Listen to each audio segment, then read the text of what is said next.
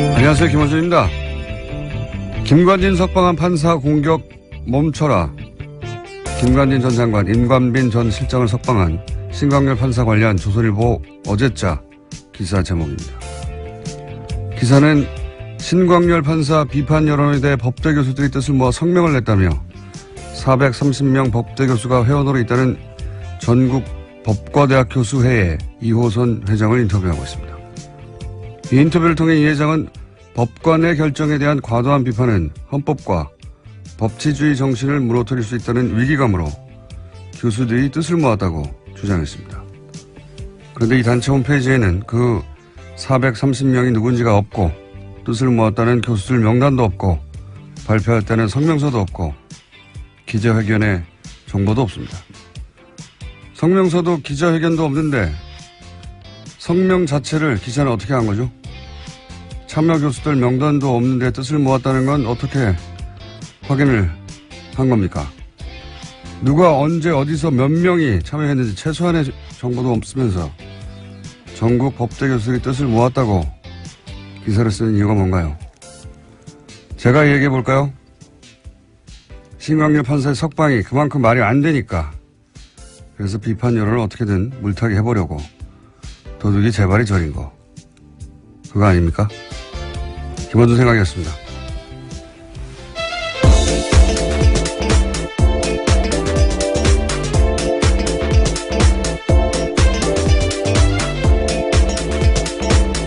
시사인의 김은주입니다. 네.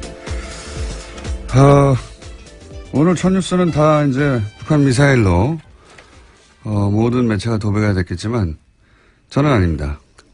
저는 어제 이어서 이 전국 법과대학 교수회의 이야기를 좀 더 해야 되겠어요. 예. 어제 좀 이 단체가 어떤 단체인지 조사 좀 해보셨어요? 네, 어제 홈페이지가 다운되어 있어서요. 접속이 안 됐습니다. 계속해서. 접속자가 아마도 폭주해가지고, 예, 확인해 보려고 하는데, 홈페이지가 안 열린 걸로, 예. 근데 이제 폭주하기 전에 저는 다 봤거든요. 이미. 봤는데,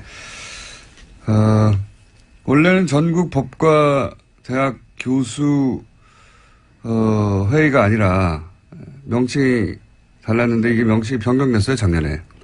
그리고 작년 2월에 사단법인화 되고, 이제 현 회장이 선출됐어요. 어제 말씀드렸듯이 알림마당 공지는 한 6개. 자료도 한 10여 개 수준. 예. 거의 회장님 혼자 운영하는 홈페이지 아닌가.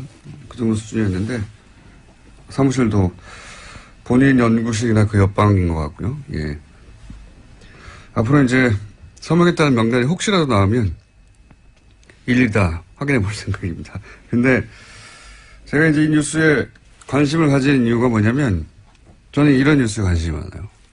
이 프로세스를 보면, 이 성명 자체는 사실은 정체불명이에요. 예. 누가 참여했고, 언제 참여했고, 몇 명이, 그리고 뭐 어떤 내용으로, 어디서 기자회견을 했고, 뭐 이게 없어요. 아무것도. 없는데도 연합뉴스라고 하는 우리나라 최대 통신사 브랜드가 이걸 기사화하지 않습니까?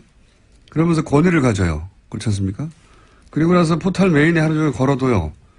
이렇게 되면 어떤 개인이나 혹은 일부 주장이 이런 프로세스를 거치면서 권위가 부여돼서 전 국민을 상대로 여론전을 할 수 있게 되는 거 아닙니까? 그런데 실제 여기에 동원된 사람들을 생각해 보면 그럴듯한 단체명, 그 단체 관계자 하나 둘, 언론사 기자 하나 둘, 언론사 편집 라인, 포털의 뉴스 에디터 한 6명, 7명만 그 프로세스 선상에 딱 있으면 마치 전국에 수많은 사람들, 수백 명의 사람들이 직접 나서서 공식적으로 성명을 내고 그걸 수백만의 사람들에게 뿌릴 수 있지 않습니까? 얼마나 효율적이에요. 예, 몇 명의 이야기를 몇백만에게 뿌린다는 게. 이명박 박근혜 시절 이렇게 정말 많이 했거든요. 이 전형적인 어떤 그 여론 후도의 프로세스가 돌아가는 걸 또다시 보게 되는 거죠, 지금. 예, 그래서 저는 이 뉴스가 어떻게 실린 건지 도대체, 어떤 과정을 거쳐서 이게 도대체 전국에 400명 이상 법대 교수에 나서서 이렇게, 공식적으로 선명을 낸 것처럼 기사가 됐는지 저는 앞으로 꼭 밝혀야 되겠습니다. 그래서 왜냐하면 이게 한 번이 아니라 이런 일이 너무 많았기 때문에 과거에 아직도 이런다는 거죠. 저는 이 뉴스에 관심이 많습니다. 자, 앞으로도 계속 관심을 가져야겠다고 해놓고 이제 북한 미사일 얘기해보죠. 네, 안보 관련된 뉴스가 오늘 가장 큰 뉴스 중에 하나인데요. 오늘 새벽 합동참모본부는 북한이 탄도미사일을 발사했다고 밝혔습니다. 오늘 오전 3시 17분 정도 평안남도 평성 일대에서 동해상으로 탄도미사일 한 발을 발사했다라는 건데요. 합참에 따르면 군은 오전 3시 23분에 북한의 탄도미사일 도발에 대응했습니다. 동해상으로 적 도발 원점까지의 거리를 고려해서 지해공 동시 탄착 개념을 적용한 미사일 합동 정밀 타격 훈련을 실시했다라고 합니다. 오랜만이네요. 네, 75일 만입니다. 예. 지난 9월 15일 날 중장기 거리 미사일 쏘았습니다. 제가 여기서 주목하는 거는 시간대가 이제 새벽 3시. 예, 이건 이제 미국 시간대를 타겟한 거거든요. 그리고 이게 일본을 넘어가지 않았어요. 기술적으로 그건 아무것도 아닌데 북한에는. 일본 별도를 넘어가지 않았다.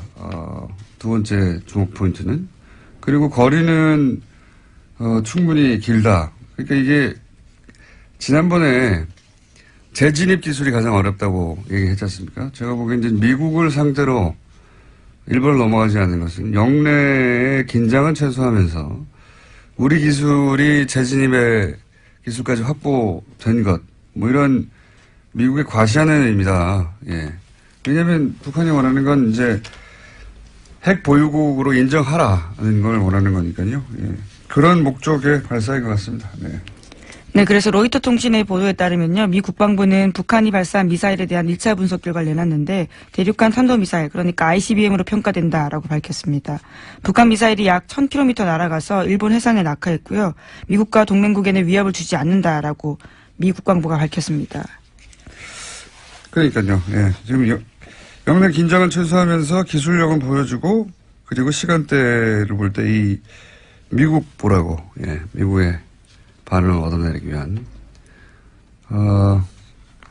그 관점에서 이제 미사일을 보시면 되는 거고요. 그 외에 여러 가지 이야기들은 다 대잡이죠. 예, 올해 내내 있었던. 자, 트럼프는 또 강력하게 얘기하겠죠. 네. 네, 트위터를 주목해야 될 것 같은데요. 우선 문재인 대통령은 국가안전보장회의 전체회의를 소집했다라고 했습니다. 긴급하게 지시했는데요. 오늘 2차 보고, 그러니까 3시 24분에 보고를 받자마자 NSC 전체회의 소집을 지시했다라고 합니다. 네, 이것도 뭐 한 10번 정도 본 뉴스입니다. 이때까지. 네, 11번째 미사일 도발이라고 합니다. 네. 문재인 정부 출범 이후에요. 최근 6개월간 똑같은 패턴인데, 예, 그 중에 주목할 지점은 제가 말씀드린 시간대, 그 다음에, 북한 열도를 위로 지나가 태평양에 떨어진 게 아니다. 예, 이제 짧게 쐈다. 중요한 건 재진입 기술이다. 예. 그래서 이제는 기술을 거의 다 확보했다고 미국에 과시하는 그 관점에서 이제 보시면 되고요. 그 나머지는 뭐 동호 반복입니다. 자, 다음 뉴스는요. 네, 최윤수 전 국정원 2차장 있습니다. 우병우 전 수석의 절친이라고 알려져 있는 인물인데요. 지난 26일에 검찰 조사를 받았는데 여기서 한 내용들이 일부 보도가 됐습니다. 최윤수 전 국정원 2차장이 추명호 전 국정원 국장의 우병우 전 민정수석 비선보고를 알았다라고 인정했다라는 보도인데요. 오늘 아침 경향신문이 보도했습니다. 최 전 차장 같은 경우에는 피의자 신문 과정에서 수사팀이 내민 관련 보고서를 보고 혐의를 일부 시인했다라고 하는 건데 추 전 국장이 정식 보고 라인을 거치지 않고 청와대에 직보하는 것을 사실상 묵인했다라는 겁니다. 이제 뉴스의 의미를 좀 전달해 줘야 되는데 항상 뉴스가 이런 사실관계 중심으로 나오니까 핵심이 뭐냐면 이제 최윤수 전 2차장 이 우병우 전 수석의 절친으로 알려져 있거든요. 예, 검찰 시절부터.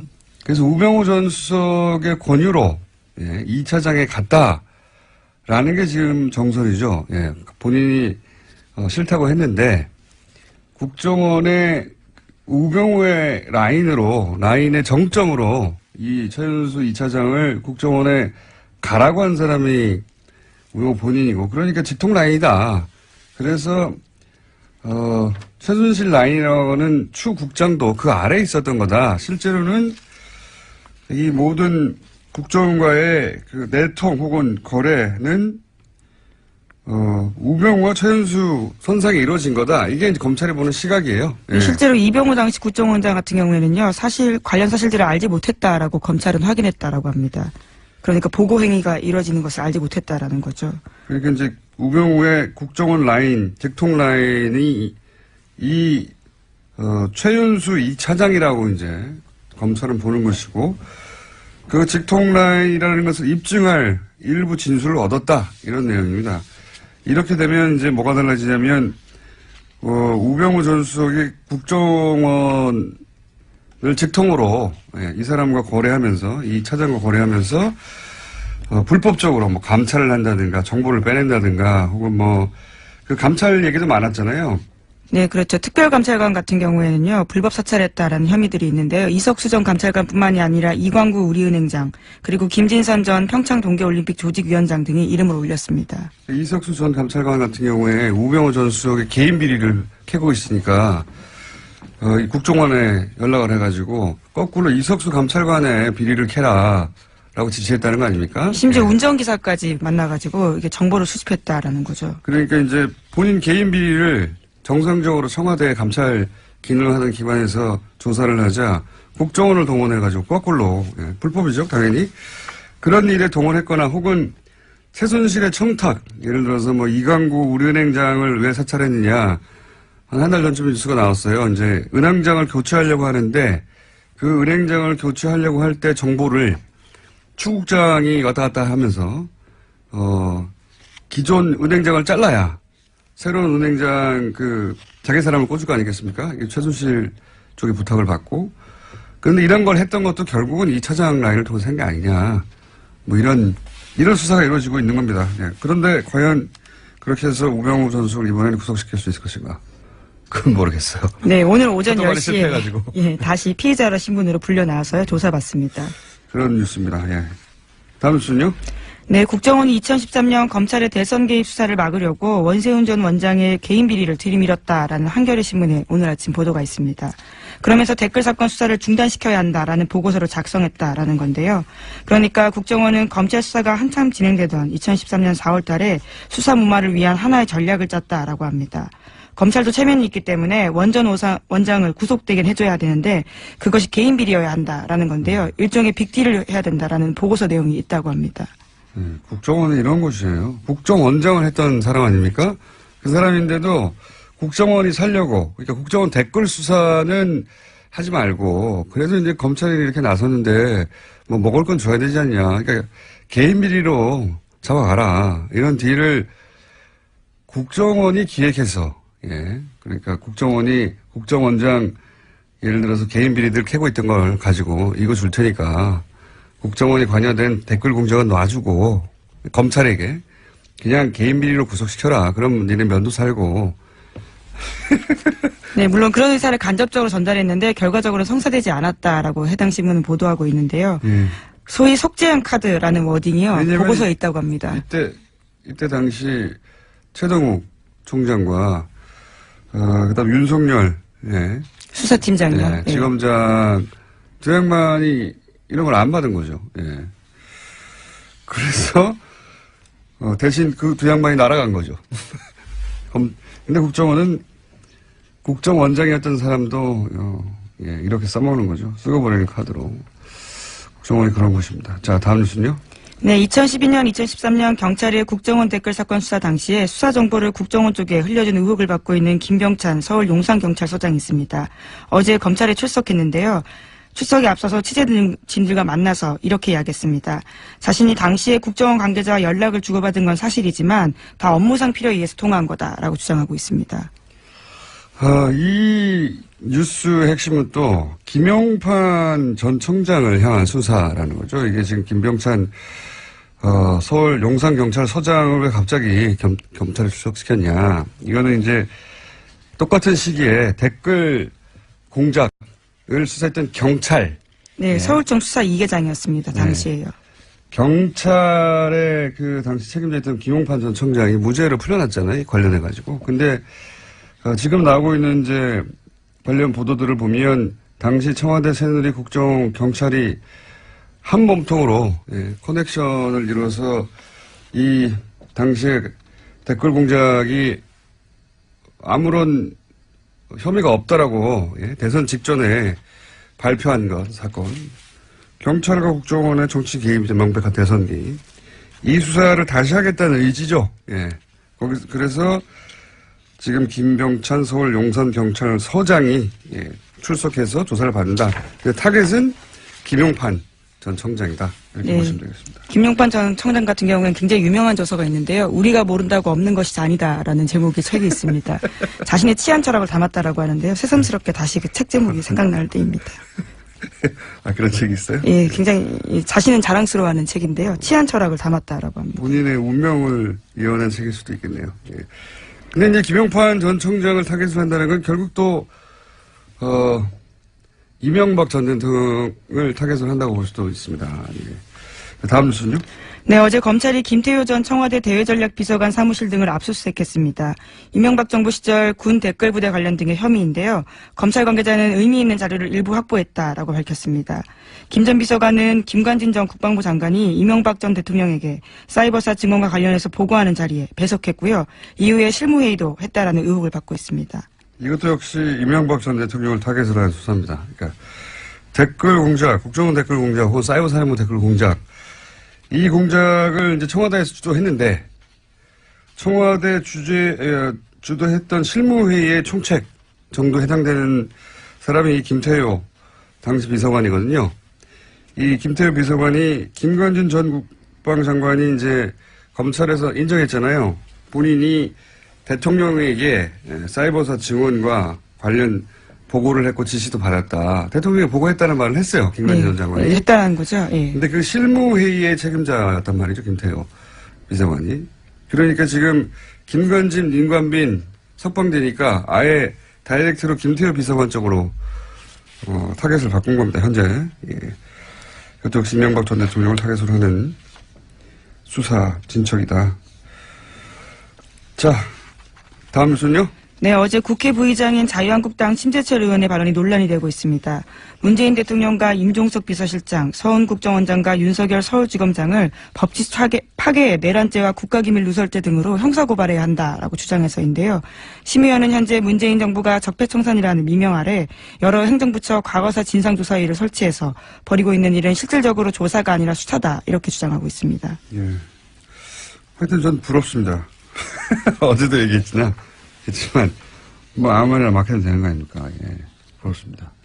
대통령과 비서실장과 국정원장 그리고 서울중앙지검장까지. 여기 항상 자유한국당이 검찰을 문제 삼을 때는 보통은 검찰총장을 문제 삼는데 자유한국당은 항상 윤석열 지검장을 타겟으로 해요. 예, 윤 지검장이 잘하고 있다는 얘기죠. 네, 내란죄까지 운운했습니다. 내란죄. 예. 그런 뉴스가 있습니다. 예. 좋겠습니다. 아무 말이나 막 해도 되고. 자, 다음 뉴스는요. 네, 어제 조윤선 전 정무수석의 재판이 있었습니다. 여기에 박준우 전 정무수석이 증인으로 나왔는데요. 전임 정무수석이었습니다. 박준우 전 수석 같은 경우에는 조 전 수석에게 불리한 진술을 어제 했는데요. 1심 때 한 진술을 바꾼 겁니다. 1심 때는 조 전 정무수석에게 블랙리스트 관련 업무를 인수인계했는지 기억나지 않는다라고 했는데요. 이 말을 뒤집은 겁니다.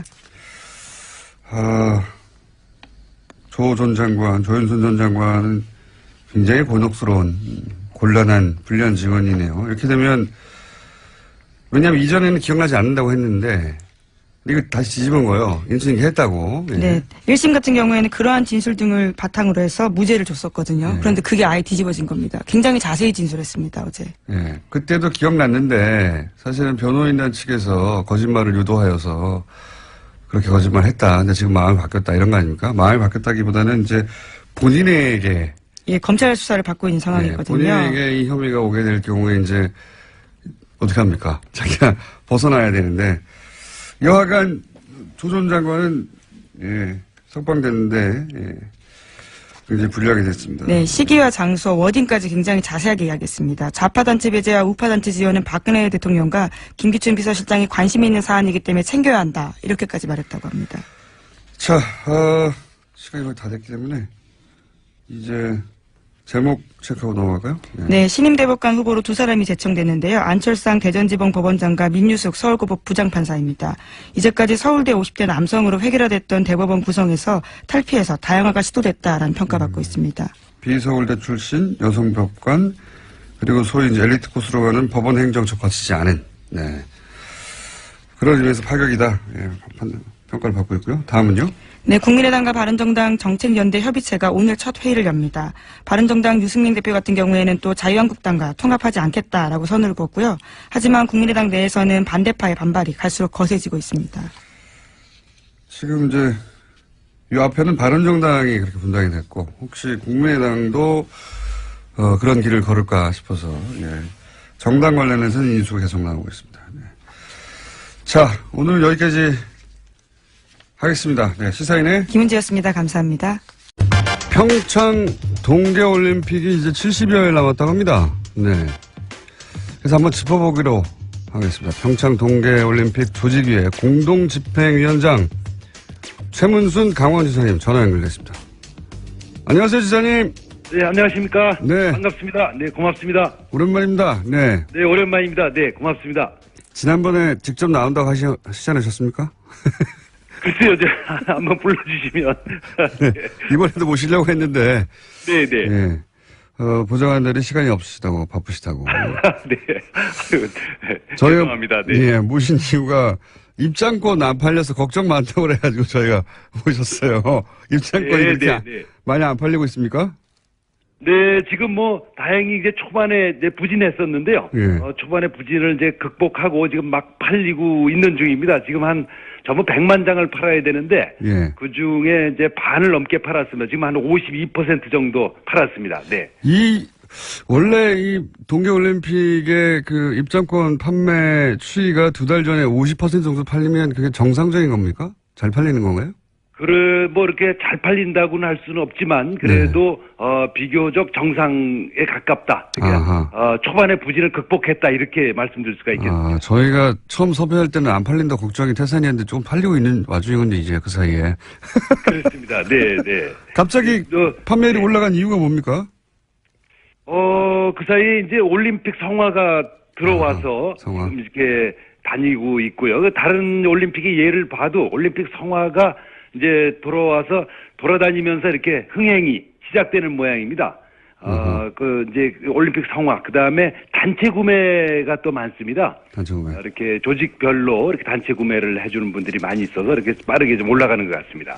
나머지는 그 평창 요새 롱패딩 유행이 있는데 거기 끼워 팔면 다 팔리지 않을까요?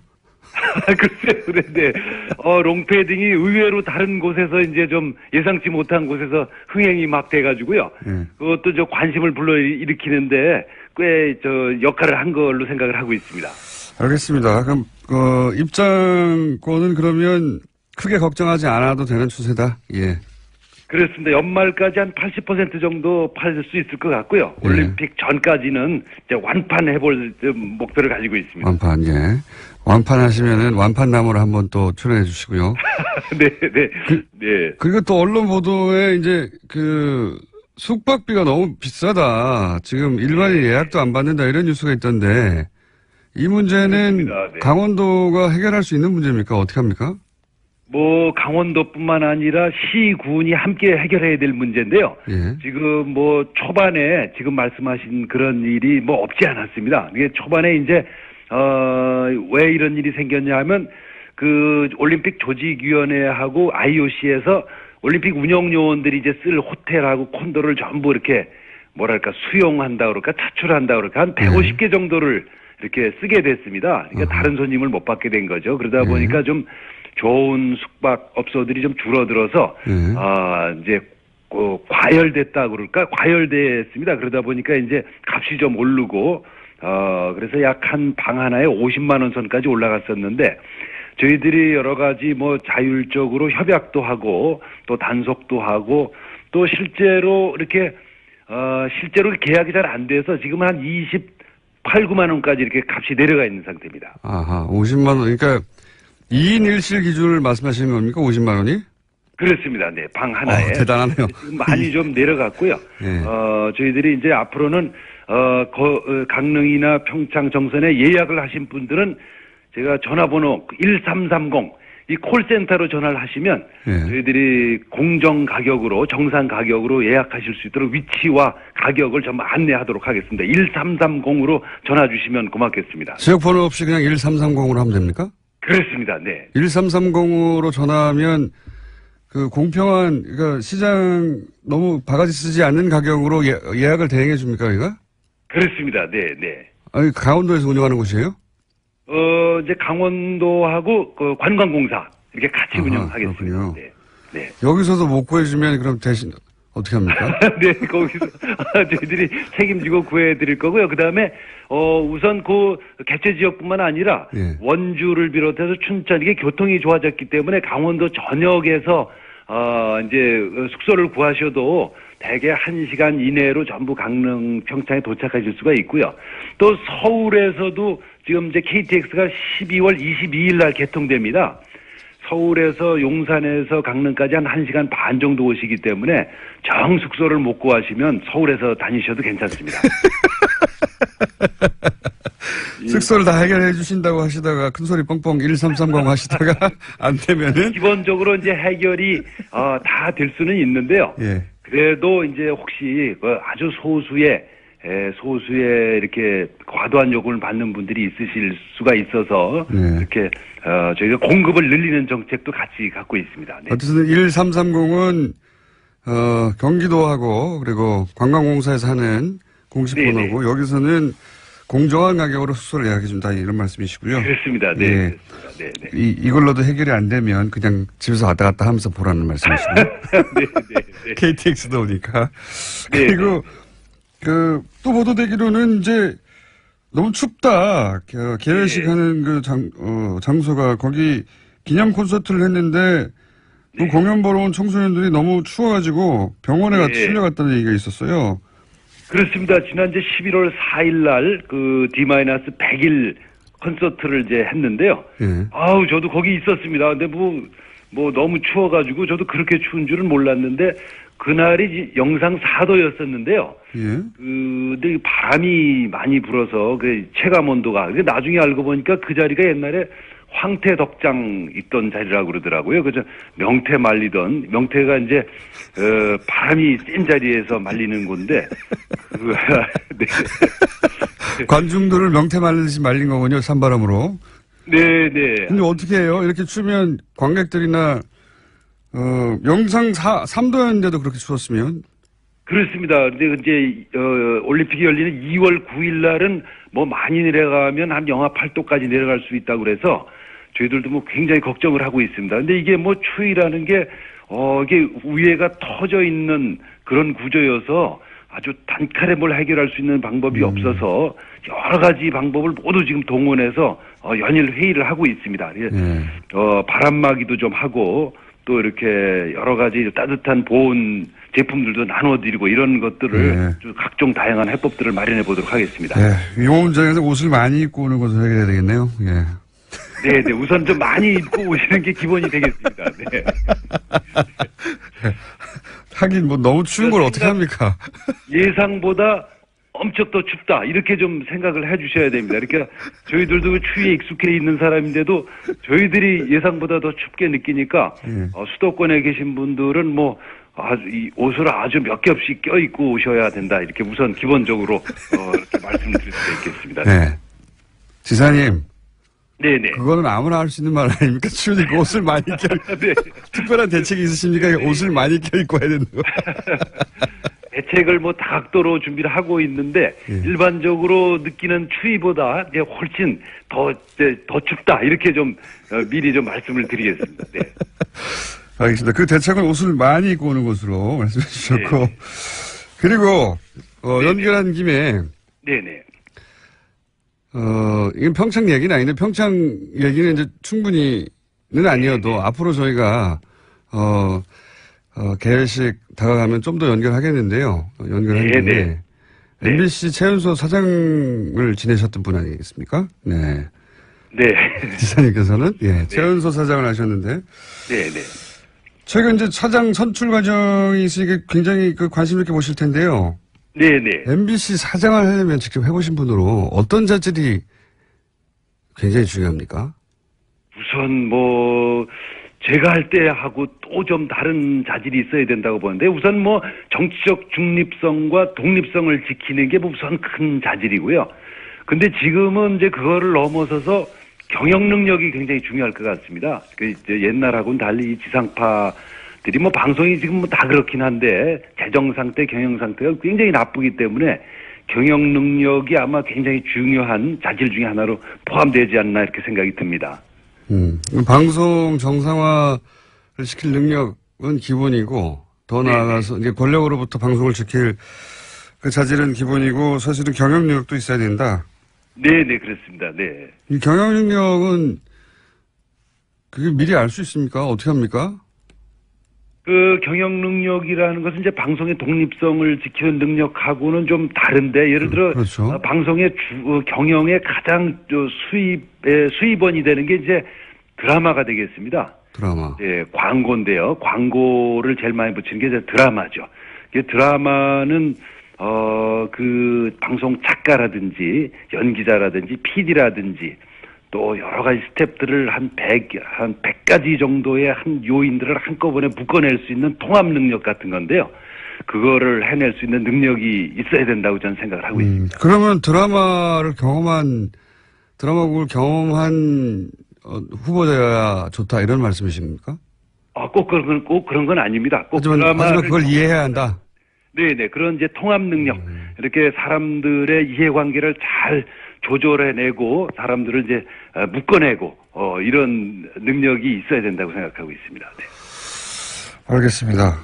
그리고 저희 그 PD가 갑자기 네네. 보통 이렇게 청탁 질문이 안 들어오는데 질문이 하나 중간에 들어왔어요. 네네네. 올림픽 기간 중에 TBS 영어 방송이 있거든요. 예. 그래서 아마 영어 방송. 네. 네. 영어 방송이 현장 방송을 할 계획인가 봐요. 예. 아, 그러시군요. 네, 그러시군요. 네. 그래도 되는 거죠? 아, 네, 물론입니다.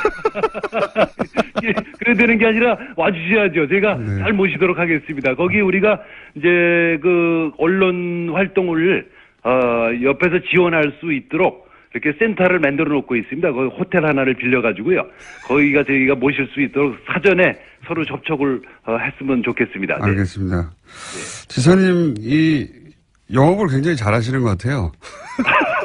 네. 홍보할 영업을. 네, 아유, 고맙습니다. 이게 좀 어려운 질문 하나 더 드려볼게요. 네. 편하게. 올림픽 끝나면 이제 이건 뭐 전 세계적으로 이런 문제 많이 대두됐는데 최근에 이제 하계 올림픽도 그랬고 올림픽 끝나면 경기장이 사실상 방치되거나 제대로 운영되지 못해서 막대한 경제적 손실 뭐 이런 이야기 많이 나오지 않습니까? 네. 평창도 그럴 염려에 있는 거 아닌가요, 혹시? 그럴 염려를 이제 저희가 미리 예상해서 그럴 염려를 뭐 없진 않지만 굉장히 줄여놨습니다. 이제 경기장 비상기장은 12개인데요. 예. 그 중에서 8개는 이미 이제 해법이 마련돼서 우리 도하고 시군에서 이제 스포츠 시설, 복합 문화 시설로 쓰기로 결정을 했습니다. 지금 남은 게 4개 있습니다. 예. 이제 스키 점프 때 하고 스키 점프 아시죠? 이렇게 스키 선수들 이렇게 날아서 뛰어내리는 거. 그다음에 지사님 그 정도 압니다. 굉장히 많이 아시는데요. 그다음에 썰매장도 아시겠죠? 그 왜 봅슬레이나 뭐 루지 이런 거 타는 그 썰매장. 요런 것들은 그걸 뭐 어떻게 달리 쓸 방법이 없습니다. 그렇죠. 국가대표 선수 외에는. 그래서 그런 것들 이제 이 4개가 있는데 그걸 정부와 우리 도가 역할 분담해서 이제 돈을 좀 내자. 이제 이렇게 지금 진행 중이어서요. 그게 곧 12월 말까지 결론 나게 될 것 같습니다. 그것만 해결되면 이제 이 문제들이 다른 나라하고는 달리 좀 올림픽 들어가기 전에 해결이 다 된 채로 들어갈 수 있을 것 같습니다. 그러니까 이제 스키 점프나 썰매장처럼 전문 선수 아니면 사용하지 않을 시설들을 제외하고는 뭐 지역 주민이나 지자체 뭐 활용 방안이 다 만들어져 있다는 말씀이시네요. 네. 그렇습니다. 네. 전부 끝나 있습니다. 네. 그렇군요. 예. 스키 점프, 그리고 뭐 루지 이런 시설은 사실은 우리나라의 선수도 부족하고 그렇죠? 네. 뭐 국제대회가 맨날 있는 것도 아니니까. 그렇습니다. 네. 그건 뭐 어차피 좀 이렇게 공공 목적으로 국가대표 우리나라의 유일한 시설이고 또 동양에서도 유일한 시설입니다. 그래서 그거는 좀 약간 돈이 들어가더라도 이렇게 유지를 해야 될 걸로 판단을 하고 있습니다.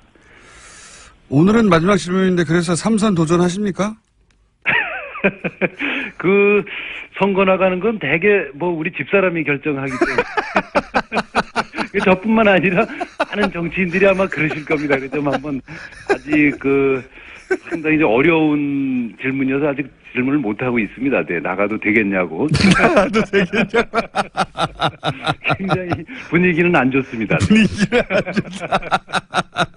분위기를 안 좋다는 것은 이제 사모님이 뭐 2번 했으면 됐지 뭘 또 하려고 그러냐 이런 그렇습니다. 전반적인 이런 분위기고, 예. 거기 결제를 득해야 저희하고 인터뷰가 가능하겠네요. 그렇습니다. 네. 좀 결제 시간을 좀 되도록 늦추고 있습니다. 네. 알겠습니다. 이제 결제되는 대로 저희가 연락을 드리도록 하겠습니다. 네네. 오늘 말씀 감사합니다. 고맙습니다. 네, 감사드립니다. 고맙습니다. 네. 네, 고맙습니다. 네. 다음에 스튜디오에 직접 한번 모시겠습니다. 지금까지 평창조직위 공동집행위원장 최문순 강원도 지사였습니다. 자, 오랜만에 무려 10분의 시간을 배정받았습니다.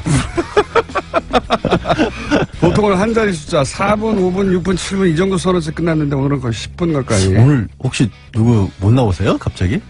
저희가 예. 그동안 너무 박대하고 홀대하고. 홀대하고 발시하였다. 그래서 10분은 주자.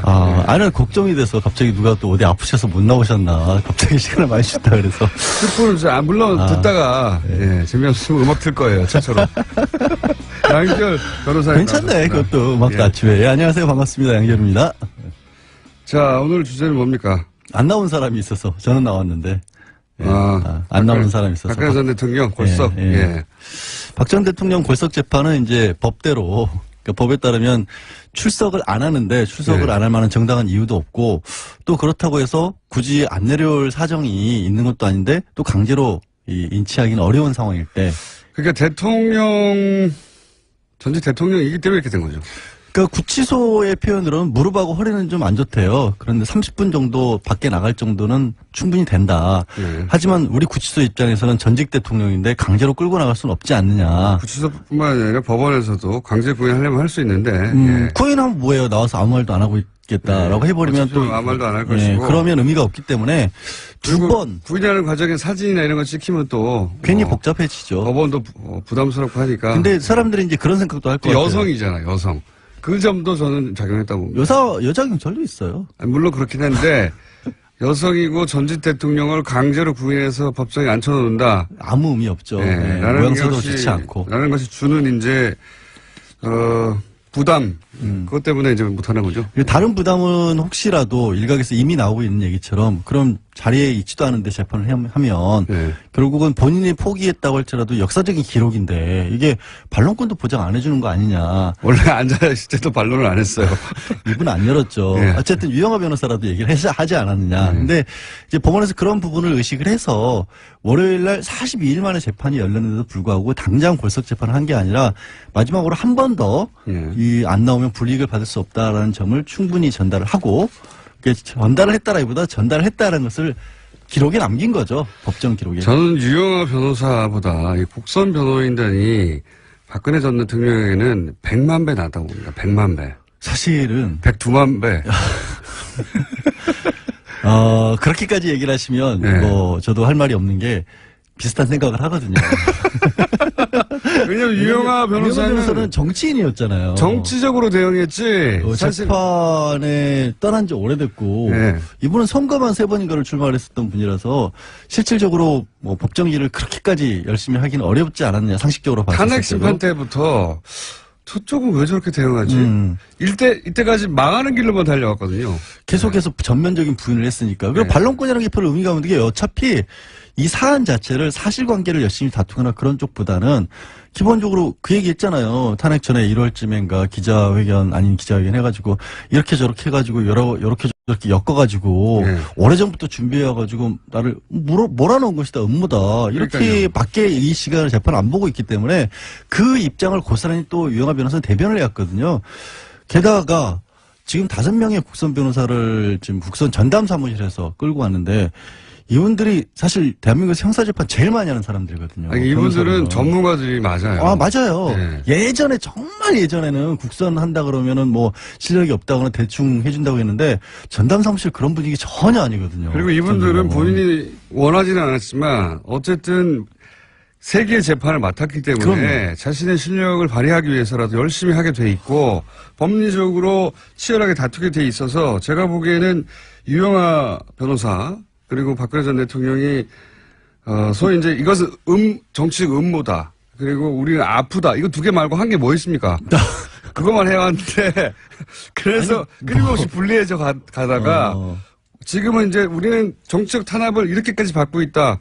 소위 이제 박근혜 대통령은 아무런 법적인 방어권을 행사하지 못하고 있다. 이런 이미지를 주려고 손을 놨는데 그 덕분에 오히려 새로운 변호사들이 비로소 이제 법적인 방어권을 제대로. 근데 조금 네. 새로운 변호사들도 사실은 딱히 새로운 걸 할 건 없는 것 같아요. 왜냐면 어제 걸작 재판을 시작을 했는데 사람이 도와주지 않으니까요. 사람이 도와주지 않고 다툴 여지가 크게 많지 않은 게 왜 두 가지를 어제 다퉜거든요. 어제 이미 고속 재판 시작했어요. 그리고 또 태블릿 PC를 다투기 시작했어요. 네. 구선 변호인. 왜냐하면 그 연장선상에서 그것 말고는 할 게 없다라는 방어를 거고. 해야 하니까. 또 정호성 전 비서관 그 유출 경위 문건들 녹취록 이런 것들이 또 증거 능력으로서 쓸 수 있느냐 이것도 다투기 시작했거든요.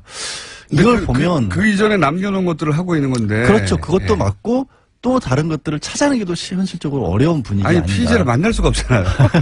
만나야지 서로 의논해 가며 어디를 공략하자 혹은 뭐 아니 뭐 세 번 편지는 보냈는데 네. 첫 번째만 답신이 오고 그 다음부터는 아예 답장도 안 한다는 거 아니에요. 왜 내가 안 만나겠다고 했으면 됐지 두 번 세 번 귀찮게 하느냐 그런 분위기인 거고.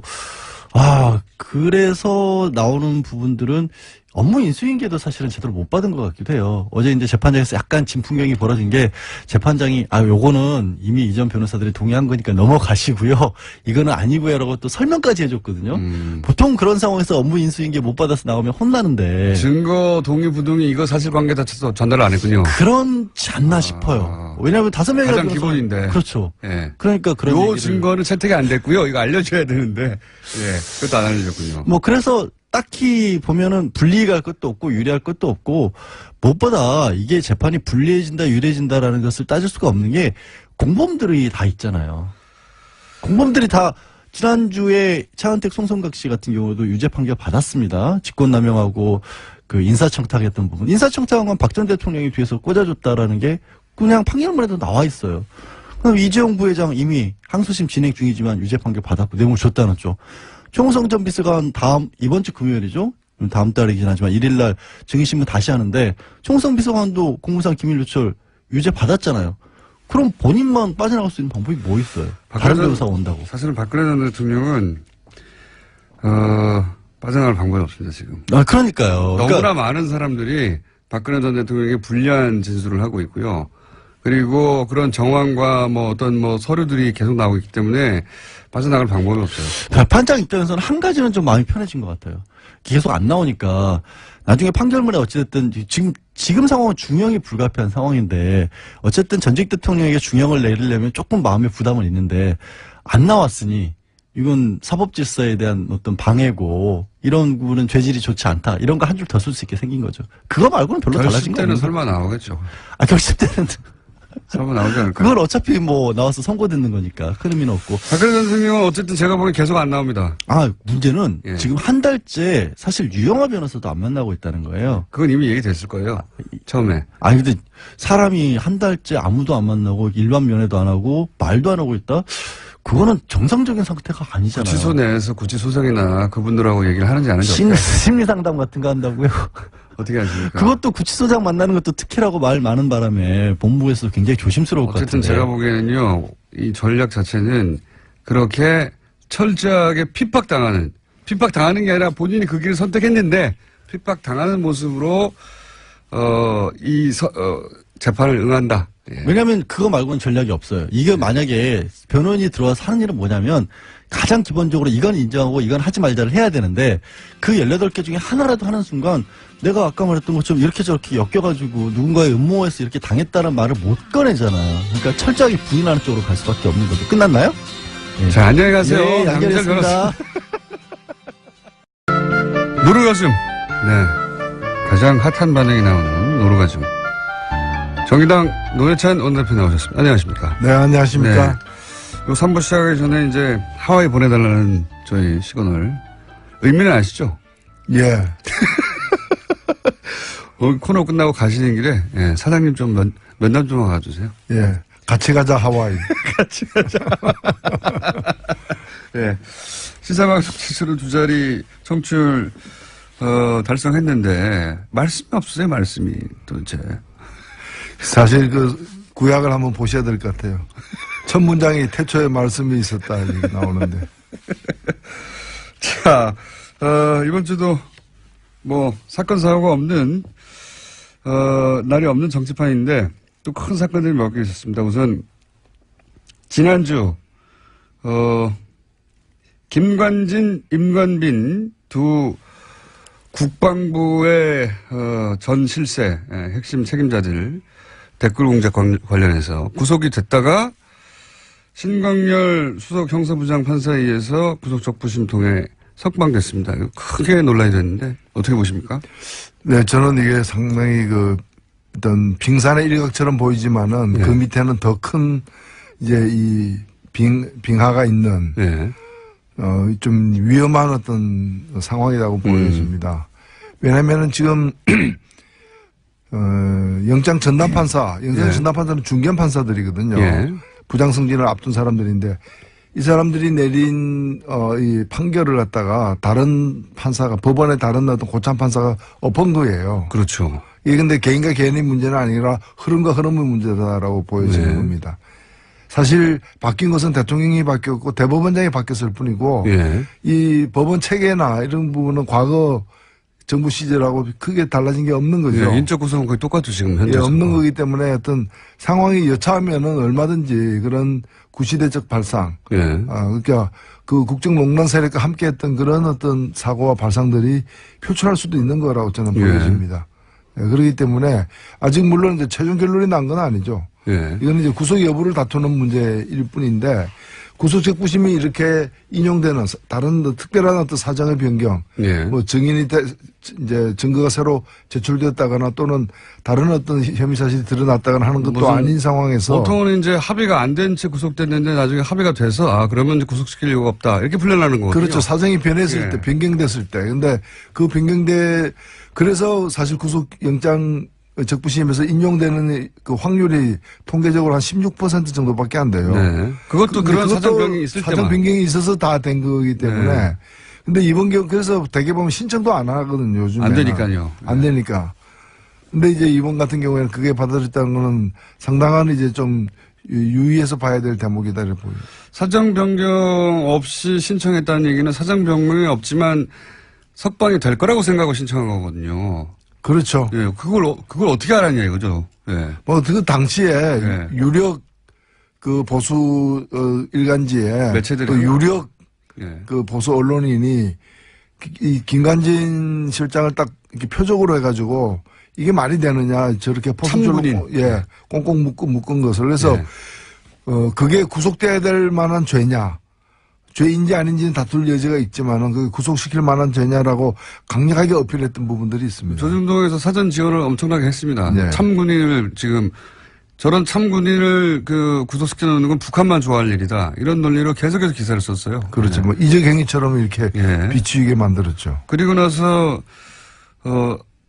신청했을 때조차 다들 법조인들이 이거 될 리도 없는데 왜 신청하나 그랬거든요. 예. 심지어는 본인조차도 예. 김관진 본인조차도 처음에는 신청하는 거 변호인들이 신청하자고 했을 때 망설였다는 거 아닙니까? 그런데 설마한 게 실제 이루어졌는데 이게 이제 단순히 법리를 다퉈서 법리상 영장실질심사를 한 그 판사들이 잘못 법리를 적용했기 때문에 뒤집었다라고 해석하는 것 이상의 이제 그 흐름이 그 뒤에 있다 이렇게 보시는 거죠. 네. 예. 그렇게들 다들 보는데 이게 이제 김관진 전 국방장관이 사실은 검찰에서 본인이 이명박 전 대통령에게 보고하고 지시받았다 이런 얘기 했거든요. 예. 그러면 이제 그 다음은 구속된 다음에는 그거 조사를 더 해서 결국은 이명박 전 대통령을 타겟으로 하는 그 수순만 남은 단계에서 풀려난 거죠. 그렇죠. 결국에는 어찌 보면 이거는 예고편인 것이고 이제 이명박 전 대통령을 어떻게 다루느냐, 예. 다룰 것인가 법원이 예. 이 문제와 또 직결되어 있습니다. 그 구체제의 반격이 시작됐다. 예. 그 서막 같은, 예. 그런 사건이 아니겠는가. 대표님도 그렇게 보시는 거죠? 그렇죠. 그게 네. 바뀐 것은 대통령밖에 없다라는 걸 명심해야 될 것 같아요. 그걸 다시 한번 확인시켜줘서 네. 사람들 좀 긴장시키는, 예, 그런 뉴스입니다. 그리고 또, 이것도 재밌는 뉴스입니다. 예. 심재철 국회 부의장입니다. 예. 네. 국회의장 말고 부의장이야 되는 분이 뭐라고 했냐면, 문재인 대통령이나 실장이나 국정원장이나 혹은 윤석열 지검장, 보통은 이제 검찰총장을 거론하게 마련인데 윤석열 지검장이라고 특정해가지고 서울지검장을 내란죄로 고발해야 된다고.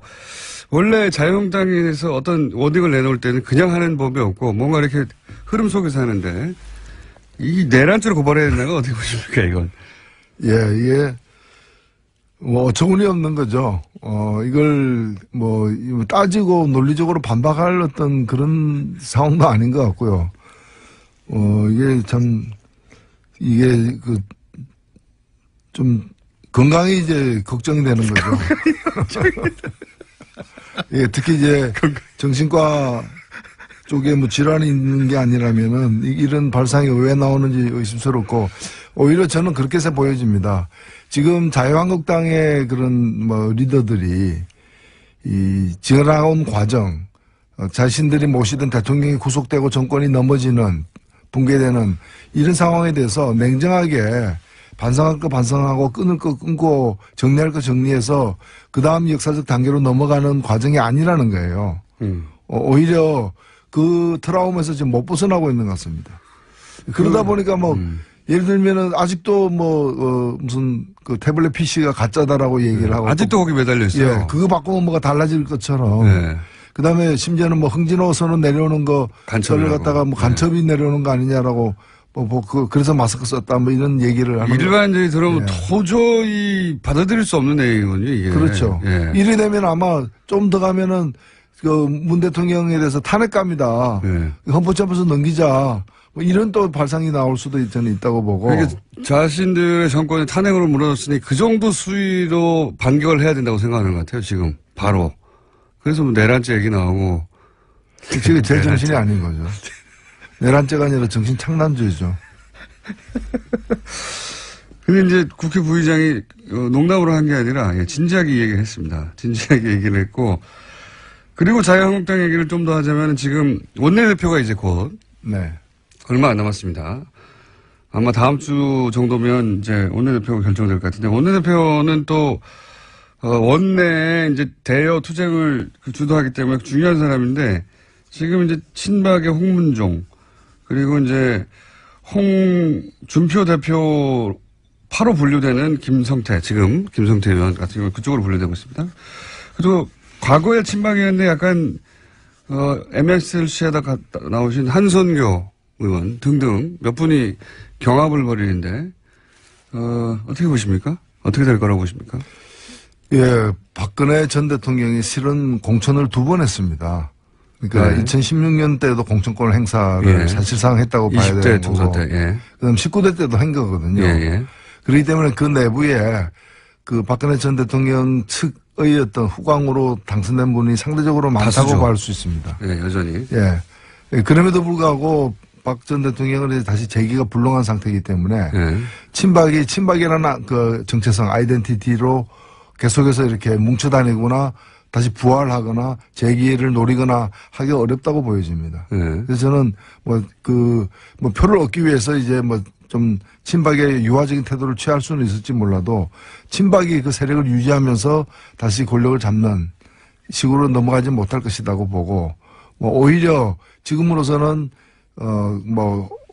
대표가 이제 홍준표 대표니까 그쪽하고 이제 김무성 전 대표 예. 쪽이 어떤 합동으로 해서 가되 결국에는 원내대표 뽑히는 순간부터는 친박 대 비친박의 싸움이 아니라 결국에는 친홍 대 친김무성 이 갈등으로 이제 국면이 넘어갈 것이고 지금 그 전 단계에서 지금 벌어지는 일들이 아닌가 보입니다. 그렇다는 얘기는 뭐 그렇게 분석하는 이야기도 저도 듣기도 했습니다만은 그러니까 친박은 구심점이 없다 이제 없으니까 그 다음 당을 장악할 누군가가 있어야 되는데 현재 당대표는 홍준표 대표 개라고 할 수 있는 국회의원이 몇 명 없거든요. 네. 네.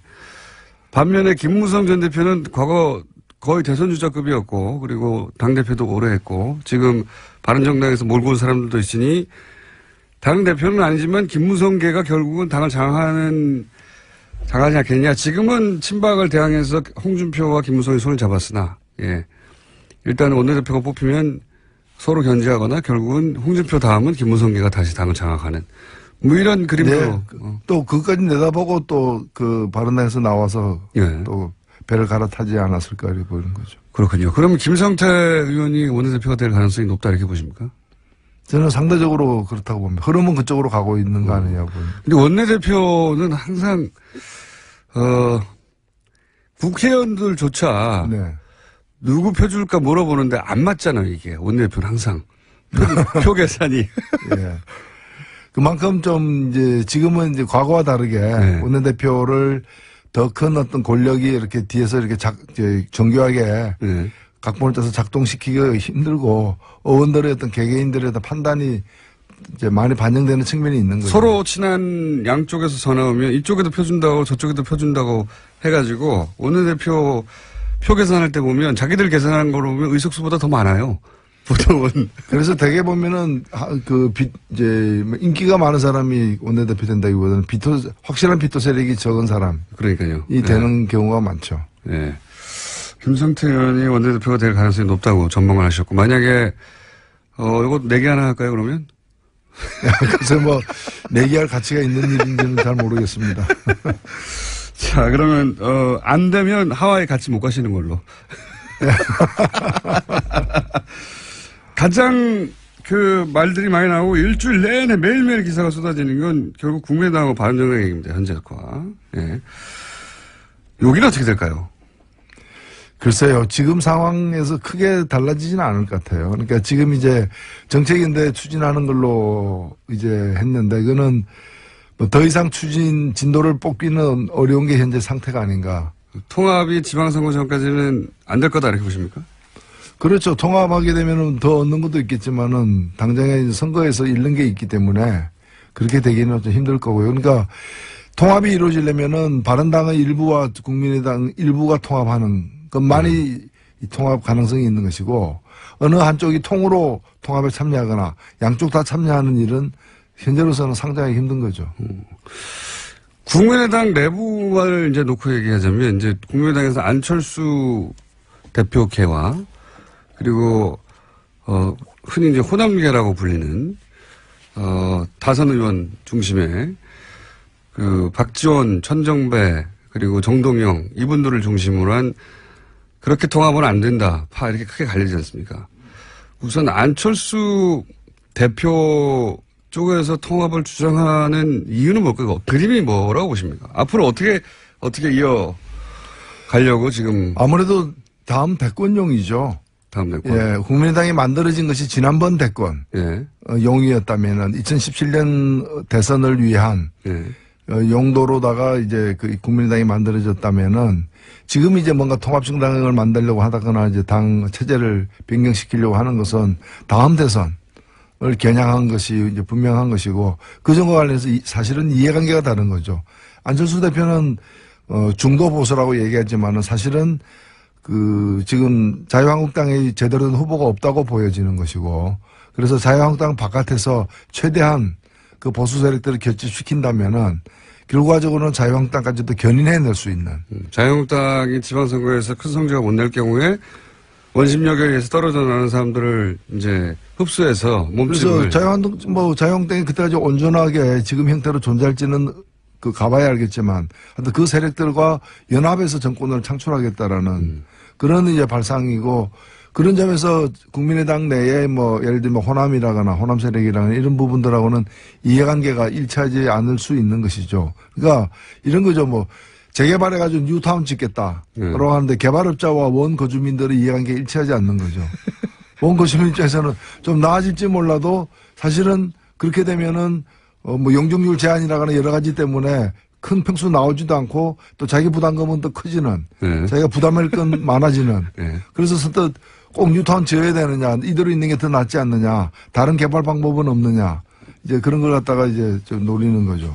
그 개발업체 쪽에서는 이렇게 하면 우리가 더 많이 번다. 예. 그렇죠. 예. 근데 사실 서울에도 보면은 이런 식으로 추진되다가 결국에는 이해관계가 조율이 안 돼가지고 뉴타운 계획이 이렇게 폐기된 지역들이 많거든요. 많습니다. 네. 예, 실제로. 그러니까 안철수 대표는 확실하게 우클릭, 그러니까 초반 등장했을 때만 하더라도, 상대적으로 진보적인 후보로 평가받고 본인도 그렇게 포지셔닝을 했는데 대선 이후의 포지션은 점점 오른쪽으로 가서 이제는 바른정당 그리고 자유한국당에서 일부 세력을 제외한 보수. 그래서 이제 보수의 적자로, 예, 본인을 포지션에 나가려고 하는 플랜의 첫 출발인 것 같아요. 지금 확실히. 그렇죠. 과거에 그 새정치에 이렇게 공감해서 결집했던 그런 어떤 지지세는 거의 다 이렇게 새로운 판단을 다 하게 된 상황이기 때문에 이제는 뭐 다른 지역에 가서 이제 또 새로운 보수 정치에 깃발을 올리고 있는 중이 아닌가. 보수의 적자가 되려고 하시는 것 같아요. 이제는 보수 적자가 사실 중도 보수라고 하는데 우리나라의 중도 보수는 뭐 유럽, 그러니까 이 진보 보수 여야가 아니라 이제 좌우의 개념이 탄생한 유럽 기준으로 보자면 중도 보수는 민주당 정도 되는 거고 정의당이 이제 중도 좌파, 예. 이 정도 되는 거지 않습니까? 그렇죠. 예, 유럽 기준으로 보자면 자유한국당은 거의 오른쪽 끝에 있는 거고 사실 자유한국당은 그 우파라고 보기도 힘들죠. 사실 유럽 기준으로 극우죠. 보자면. 예. 극우 세력이라고 봐야죠. 유럽 기준으로 보자면 그렇고, 그래서, 그렇게 이제 좌우의 개념이 탄생한 유럽 기준으로 보자면, 맨 오른쪽 끝에 자유한국당이 있고, 그 다음에 중간에서 오른쪽으로 약간, 간 게 민주당이고, 그리고 중간에서 약간 왼쪽으로 간 게 정의당. 뭐 이 정도 아닙니까? 그러니까, 안철수 대표가 말하는 중도 보수라는 것도 사실 우파거든요. 그냥 우파. 유럽 기준으로 보면. 예, 그리고 사실 우리나라에도 이제 새로운 보수 예. 어떤 세력들 그런 노선이 필요한 거죠. 뭐 그 국정농단 세력과 같은 부분을 갖다가 보수라고 보기도 힘든 것이고요. 근데 이제 되게 그 과거에도 보면은 뭐 뉴라이트하고 나온 게 보면 말은 뉴라이트였지만 그 내용은 울트라라이트였던 그런 이제 과거가 있었던 것이고요. 예. 지금 같은 경우에도 보면 이제 유승민 대표 이런 분들이 추구하는 게 이제 그 새로운 보수. 예. 근데 사실 영국도 보면은 우리 대선 직후에 치러졌던 영국 총선이 있었습니다만 영국의 보수당의 주요 공약 중에 하나가 대학교 무상교육이었어요. 그러니까요. 그러니까 예. 보수 세력이라는 게 그렇게 보면은 나름대로 합리적이고 따뜻한 어떤 그런 네. 정책을 추구하는 게 이제 새로운 경향인데 우리 같은 경우에는 그냥 낡은 어떤 뭐 반공 이데올로기라거나 또는 뭐 상대를 갖다 종북으로 모는 그런 어떤 안보관이라거나 이런 걸 가지고서 또 대기업을 갖다 일방적으로 편만 드는 그런 어떤 이 경제정책 노선을 가지고서는 이 보수를 갖다가 새로 정립하기도 힘들지 않겠는가.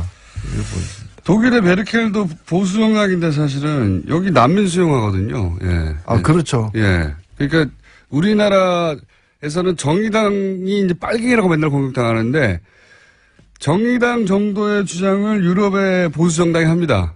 예. 정의당도 유럽 가면 저 좌파 맞나? 이런 예, 문책을 당할 수 있는. 맞습니다. 예. 너무 물렁물렁한 거 아니야? 보수적인 거 아니야? 이럴 정도의 정책 정도를 주장하는데 불구하고 여기서는 빨갱이 소리를 들은 만큼 오른쪽으로 확 가했어요, 우리가. 예. 여기서 또 보수가 왜 필요하냐. 이런 비판을 받을 수가 있고요. 유승민 대표의 그림도 비슷한 거 아닐까요? 유승민 대표도 유승민 대표 입장에서 보자면 안철수 대표 쪽을 끌어들여가지고 몸집을 키운 다음에 본인이 원래 보수에서 적자니까, 정통이니까. 결국은 안철수 대표를 끌어들여도 본인이 적자가 될 수 있다, 이런 생각을 한 거 아닙니까? 이제 결과적으로는 비슷한데 예. 안철수 대표의 스탠스가 비슷한데 사실은 두 사람의 출발이 달랐기 때문에 예. 민주당 쪽에서 출발해가지고 그까지 간 사람하고 예. 그다음에 자유한국당에 있었지만은 자유한국당으로서는 자유한국당은 더 이상 이제 그 유효 기간이 끝난 상품이다. 예.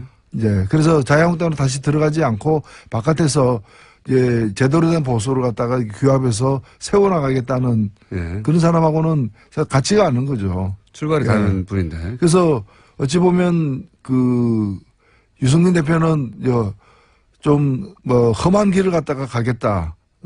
이제 그런 걸 이제 고난의 길을 갖다가 이제 네. 감수하겠다라는 것이고 그렇게 해서 보수를 세우겠다는 것이고 지금 안철수 대표 같은 경우에는 뭐 원래 하던 데서 이제 더 이상 농사가 안 되니까 이제 새로운 어떤 이제 그 땅을 찾아다니는 이제 그런 상황이기 때문에 같지가 않다고 저는 봅니다. 농사가 안 되니까. 네. 자,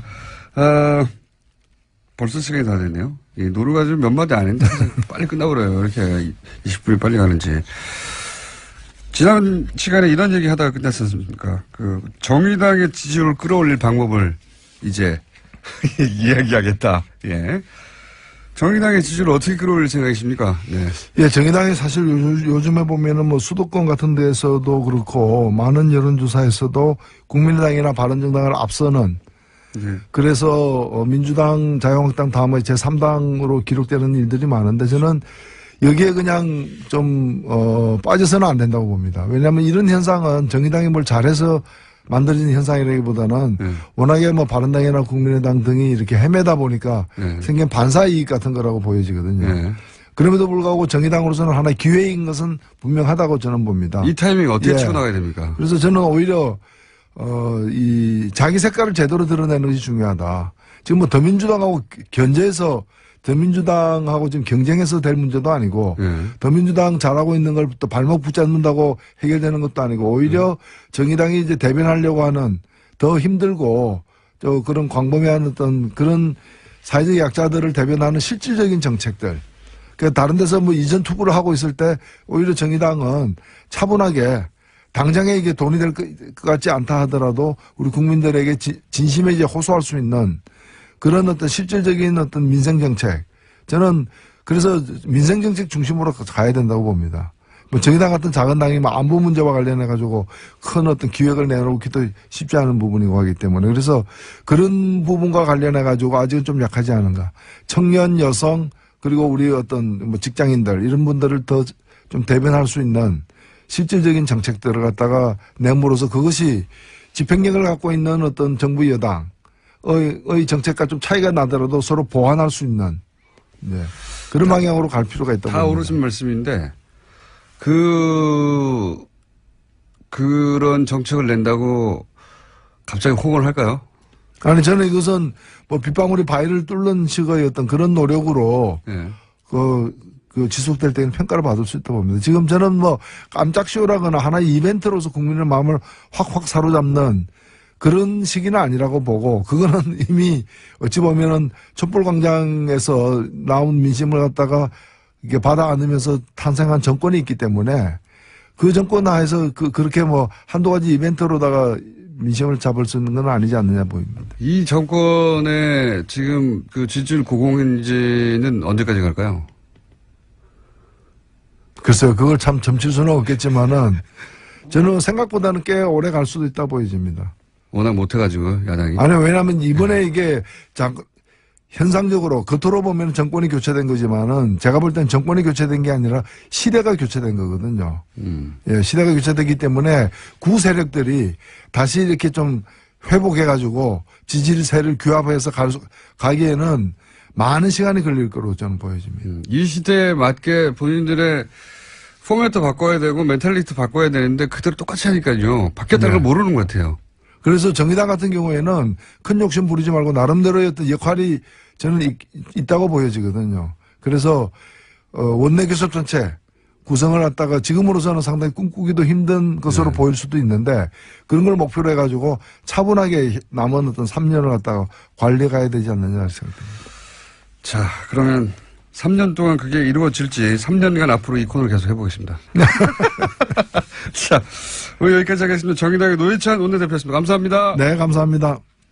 자, 불친절한 AS. 예. 보통 이제 김성태 의원, 안민석 의원이 나오시면 문자가 폭발하고 또 사안별로 폭발하는데 오늘은 폭발할 내용이 없었어요. 그래서 문자가 다들 차분하네요. 예. 가장 많은 문자는 이제 최문순 지사님 관련 문자입니다. 강원도로 오세요. 많이 춥습니다. 예. 이것이 강원도의 영업입니다. 영업이라니. 강원도로 오세요. 많이 춥습니다. 네.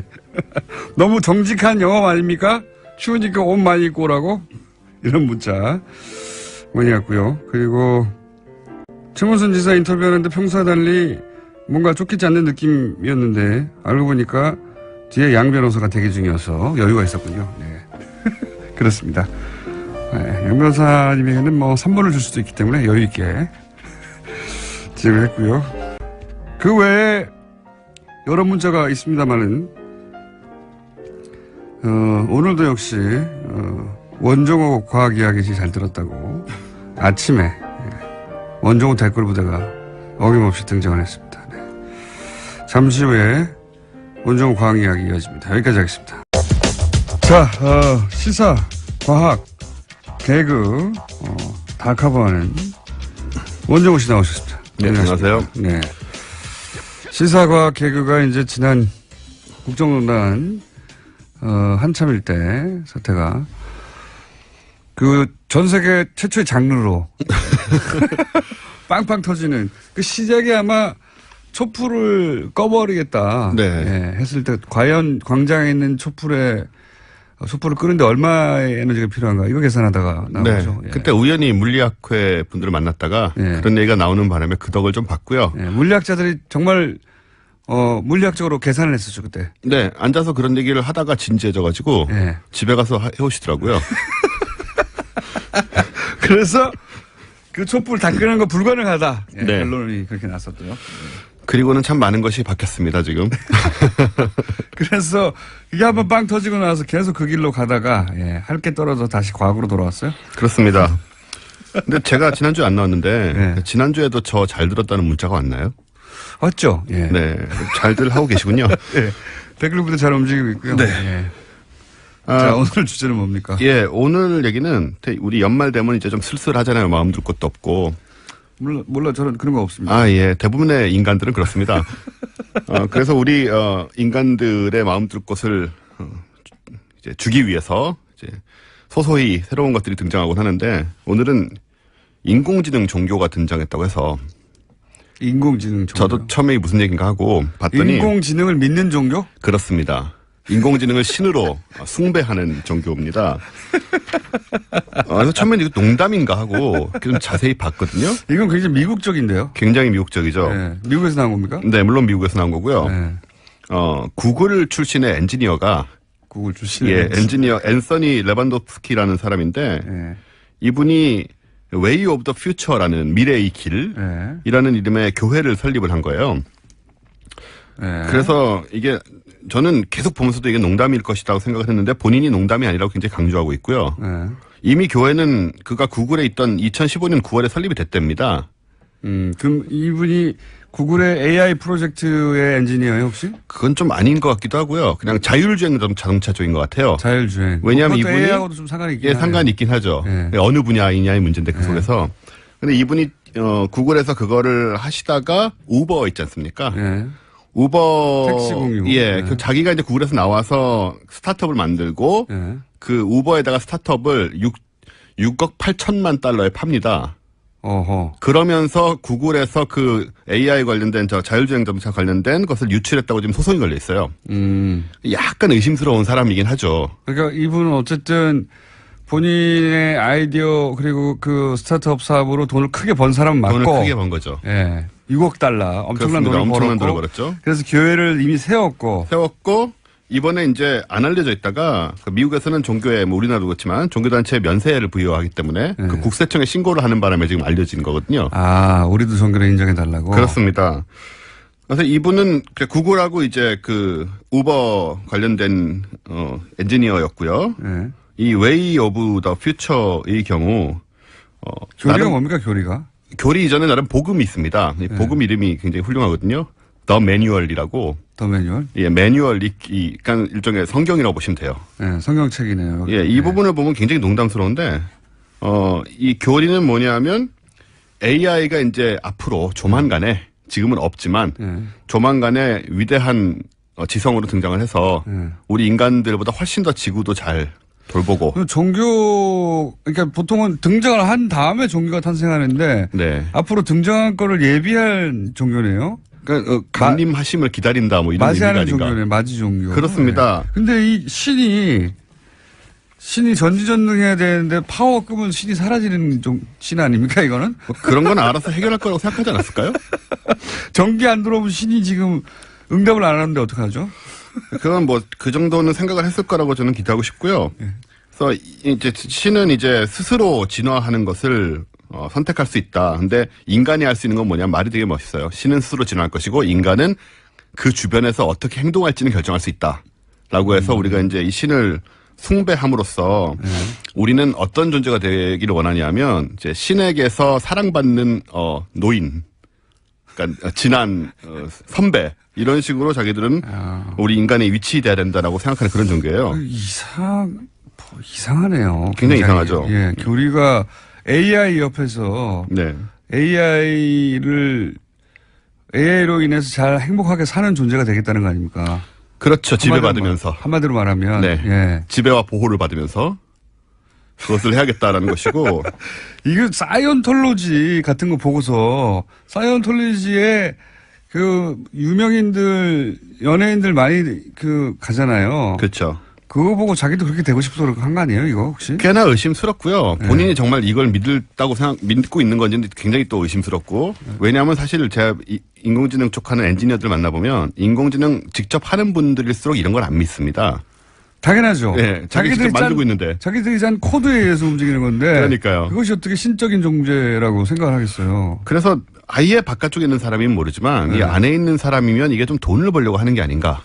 저는 사이언톨로지 자체도 사실은 그 36 SF 소설가가 결국 우당탕, 오컬트, 흑마술 이런 거 빠져서 왔다 갔다 하다가 어느 순간 우주인이 사이언톨로지라는 게 결국 우리 조상은 우주인이다. 네. 이런 얘기잖아요. 그렇죠. 네? 그런 얘기고 뭐 과학기술로 모든 걸 다 치료할 수 있고 뭐 이런 SF적인 세계관인데 근데 신기하게도 여기에 엄청나게 많은 유명한 할리우드 스타들이 가 있지 않습니까?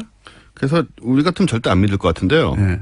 이 사이언톨로지 같은 경우에는 사실 삼류 소설가는 아니고 꽤나 유명했던 SF 그럼 작가인데. 1위라고 하죠, 제가. 론 허버드라고 듄이라는 굉장히 유명한 소설을 쓴 사람인데 이 사람이 처음에 이 사이언톨로지를 만들 때 좀 확인되지 않은 일화들은 뭐냐면 로버트 하인라인이라고 아주 유명한 정말 초인류 SF 작가가 있습니다. 이 사람하고 이제 60년대 이럴 때 얘기죠. 같이 술을 마시다가 내가 돈 벌 방법을 생각을 했는데 아무래도 종교를 만들어야 될 것 같다.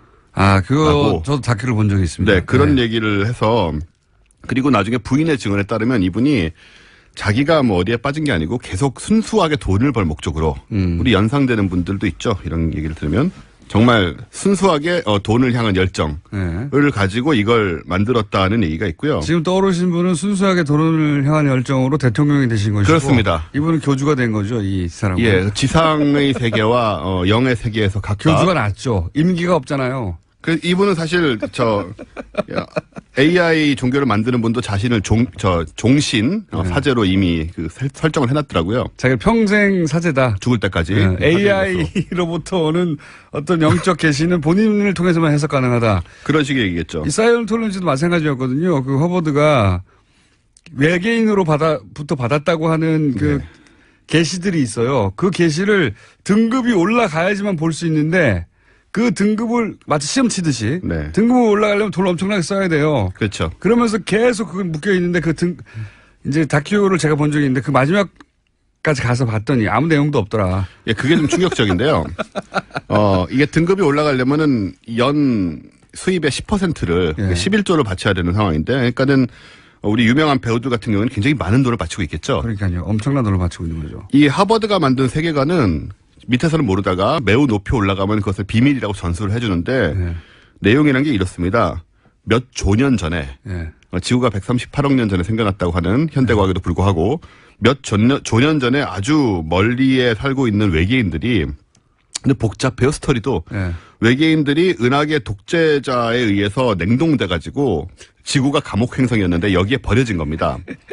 저도 대충 들어봤는데 이런 황당무계한 바보 멍충이 같은 스토리를 가지고 이런 위대하다는 게 아니라 커다란 종교 시스템을 만들어내다니 대단한 장사꾼이다 이렇게 생각했어요. 그래서 사이언톨로지의 어떤 특이한 점이 뭐라면은 오히려 높이 올라간 다음에 이 소리를 듣고 탈퇴한 사람들이 꽤 있다는 거. 제 말이 그 말이에요. 그런 사람들이 그래서 다큐에 나와서 증언하는 거 아닙니까? 네네. 끝까지 내가 평생을 바쳐가지고 올라가 봤는데 돈도 많이 쓰고. 그렇죠. 아무 바보 같은 스토리만 있더라. 이게 1960년대, 70년대에 만들어진 스토리다 보니까 또 지금 과학하고 맞지도 않고. 그 SF 작가가 쓴 소설이다 보니 소설인가 소설. 자기가 생각해낸 가장 이 지구의 기원의 비밀이라며 이거는 맨 끝에 올라야 공개한다면 꽁꽁 묶어놓은 건데 아무것도 아닌 바보 같은 소리 있어요. 그렇죠. 이 사람이 쓴 그 다이아네틱스라는 책이 있는데 네. 그 책에 아주 약간 기반을 하고 있는 그런 스토리를 자기가 만들어서 이게 진실이다라고 퍼뜨렸는데 여러분 잘 아시는 유명한 사람들이 꽤나 많이 이 종교의 크루즈. 신자라는 것이 놀라운 점이죠. 존 트라볼타. 네, 톰 크루즈, 존 트라볼타, 윌 스미스. 네, 윌 스미스는 뭐 본인이 아니라는 주장도 하는데요. 이 사람들 다 아니라고 그랬어요. 그리고 엘비스 프레슬리의 딸인 뭐 리사 마리 프레슬리, 마이클 잭슨의 이제 부인이었죠. 이런 어쨌든 사람도 신자고. 그걸 보면서 이 AI 이 사람 돈도 많이 벌었잖아요. 네. 이 AI AI 교 정식 이름이 뭡니까? Way of the Future요. 미래의 길. 아 종교 이름이 그래요. 웨이 오브 더 퓨처. 네. 사이언톨로지도 아니고 이름 좀 바꿔야 되겠는데 어쨌든 그쪽에서 그거 벤치마킹한 게 아닌가 싶어요 저는. 그러니까 이런 소위 말하는 저 유사 과학 종교들이 예. 20세기 중반 이후로 많이 생겼는데 그 라일리안 무브먼트라고 있습니다. 예예. 라일리안 같은 경우에는 이 교주인 이분이 라엘이라는 사람인데 예. 외계인을 이제 만났다는 거죠. 전형적인 이제 외계인과 만나고 그 메시지를 세계에 전해야 된다라는 그런 종교인데 1973년도, 75년대 외계인을 만났고 이분은 75년에 외계인의 우주선을 타게 됩니다. 이분은 이제 외계인이 인간 복제를 통해서 지구인을 만들었다고 하죠. 예, 그래서 우주선을 타고 그들의 혹성도 방문하고 예. 이제 여기서 꼭 이제 이런 게 등장하는 게 거기서 모세, 석가, 예수, 무함마드를 다 만났대요. 이분들이 꼭 있어야 되죠 거기에. 예. 만나서 이 가르침을 듣고 물론 이 모세, 석가, 예수, 무함마드는 전부 이 엘로힘이라는 네. 우리의 창조주인 그 과학이 매우 발전한 외계인들이 우리에게 선지자로 보내준 것이죠. 그러니까는 그 하나님의 자리에다가 쏙 네. 빼고 외계인을 이 넣은 외계인을 거예요. 집어넣으면 되는 그 겁니다. 자리에 또 AI를 집어넣는 것이고. 예. 그런 식으로 하는 거죠. 그래서 말씀하신 대로 여기 같은 경우에는 인간 복제를 해서 예. 왜냐하면 이 라일리안 무브먼트의 재밌는 점은 영혼을 인정하지 않습니다. 네. 아까 사이언톨로지는 또 영혼 윤회를 인정을 하거든요. 네. 영생을 복제를 통해서 얻는 거죠. 그렇죠. 여기는. 몸을 계속 얻어야 되니까 영혼이 네. 없으니까 인간 복제를 해가지고 컴퓨터에 일단은 우리의 생애 전체를 기록을 하고 있습니다. 네. 그런 다음에 이제 몸을 복제를 해가지고 거기에 다운로드 해가지고 영원히 살 수 있다는 주장을 하고 있고, 여기에 따르면 이미 이제 이 교단에 가입하는 사람들은 DNA를 추출해서 이제 주어요. DNA 추출 굉장히 간단하지 않습니까? 그냥 뭐 입 안 정도 이렇게 닦든가 뭐 하면 되니까 추출해가지고 주고 그것이 이제 컴퓨터에 업로드 된다고 주장합니다. 그래서 이미 교단에 가입이 되면 내 정보가 컴퓨터에 들어있는 거예요. 메인 서버에. 그랬다 나중에 이제 제가 몸을 새로 얻게 될 때 거기에 다시 이제 들어올 수 있다라는 그런 주장을 매우 진지하게 하고 있고요. 대부분 미국에서 나온 겁니다. 예. 대부분의 이분은 사실 원래는 프랑스 사람이고 이분, 그러니까 미국 문화에서 지난번에 왜 저희가 가위 눌린 얘기 했잖아요. 네네. 외계인. 이분들이 다 이제 그 시절에 SF 영화의 영향을 받은 거예요. 그렇죠. 그래서 이분들이 나이 먹어가지고 외계인을 이제 창조주로 만들어내는 종교들을 만들어내는 겁니다. 네. 그래서 아마도 돈을 버는 것이 가장 큰 목적이 아니냐 생각이 되지만 또 한국에도 신자들이 있기 때문에 라일리안 무브먼트도 사이언톨로지도 있기 때문에 어쩌면 그렇지 않을 수도 한국에도 있습니다. 사이언톨로지 지부가 있어요? 예, 지부가 있고요. 라일리안 무브먼트 지부도 있고요. 라일리안 수천 명에서 수만 무브먼트는 명 오래된 정도가. 거니까 네. 그 지부 얘기는 들었는데 제가 한참 외계인 얘기 했을 때 저한테 전화하신 적도 있어요. 그래서 저랑 생각이 비슷하시다고 같이 뭘 해보자고 하셨습니다. 제가 그 모르겠다고. 길로 가셨어야 해요. 그 길로. 돈을 벌려면요, 그죠? 그러니까 네. 그 길로 가셨어야 하는데 여하간 최신 트렌드로 AI 교가 하나 나왔다. Way of the Future. 네. 예. 관심 있는 분들은 한번 확인해 보시면 최근에 뉴스로 떴기 때문에 자세한 사항 알아보실 수 있습니다. 네. 추운 겨울에. 제 걱정은 유일하게 한 가지입니다. 믿고 싶은 건 믿을 수 있는데 예. 전원이 나가면 어떡하냐 이거죠. 정전되면 큰일 나는 거 아닙니까? 네. 여기까지 하겠습니다. 원종우 씨였습니다. 네, 감사합니다. 내일 뵙겠습니다. 안녕.